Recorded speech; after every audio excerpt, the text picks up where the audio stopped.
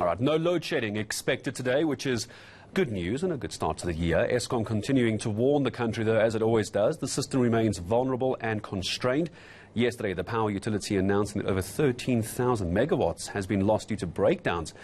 To give you the numbers to help you make sense of it, it needs to reduce this to below 9,500 megawatts to minimize the risk of load shedding. So with businesses now starting to reopen next week, everyone coming back from holiday, how exactly are we going to brace ourselves for further blackouts?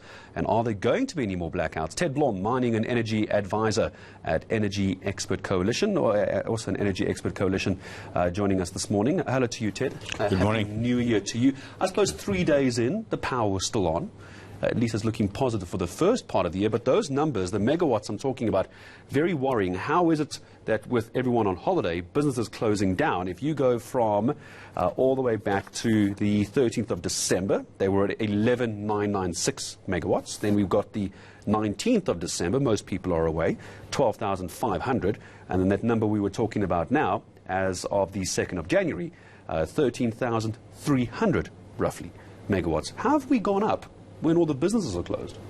Okay, so in fact that number hit 15 gigawatts or 15,000 megawatts on the 31st of January. So I think it's just a continuation of the pattern and the trend of Eskom having suffered major breakdowns because of poor coal quality on the one hand, and secondly, poor maintenance quality on the other hand. And the third factor that's impacting on this is that Eskom actually doesn't have money to do proper maintenance as they should be doing. What they should be doing is creating space on the grid. I'm suggesting about 5 gigawatts. I've done this for a long time now, and I see that the ministries now have adopted that sort of proposal, that they create 5 gigawatts of space, take 5 gigawatts of power offline, fix it properly, refurbish it, don't just do patch jobs, and then bring it back online in a healthy state, and then take the next 5 gigawatts off and rotate it through the whole fleet of roughly 42 gigawatts. That's old stations, and by that time, it'll take about 3 to 4 years. By that time, we'll have a refurbished fleet ready for another 50 years of working. If they don't do what has been advised in this case for the next 3-4 years, as you're suggesting, 5 gigawatts at a time, if they're not doing that, what is the timeline for the way that Eskom is doing it now, or will it just never end? It's just a bottomless pit of money. So under the current sort of chaotic program that they sort of implemented and trying to manage, there's no end to the blackouts.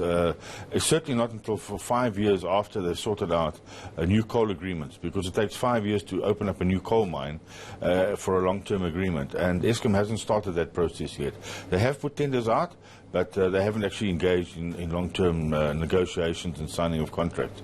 So for the next 5 years, under the current scenario, if they don't get the additional 5 gigawatts spare capacity to alleviate the situation, this is what we're going to look forward to rolling blackouts, major breakdowns, and erratic power. That's the big problem. You know, if you're a businessman, and you, for instance, let's say you're baking bread, you want to put your bread into the oven, and then the power goes off.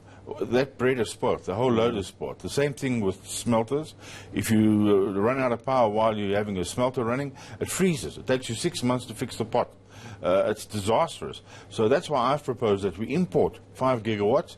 Now, our neighbors, as you know, don't have that sort of power. We'll need to bring in additional power units, either via power barges or a similar type of program, where we actually install new capacity on a temporary basis while we fix the old stuff. And just before I do let you go for this morning, is Eskom open to these power barges, and I'm sure these many other solutions? Are they open to that? And if so, when could we see some kind of action from Eskom on what you're suggesting? Okay, so I think Eskom, the Minister Gwedi Mantashe, has urgently in December opened up a new RFI, a request for information, where they're taking in all options, including power barges. And the government has started mentioning the term power barges. And the power barges can come in various configurations.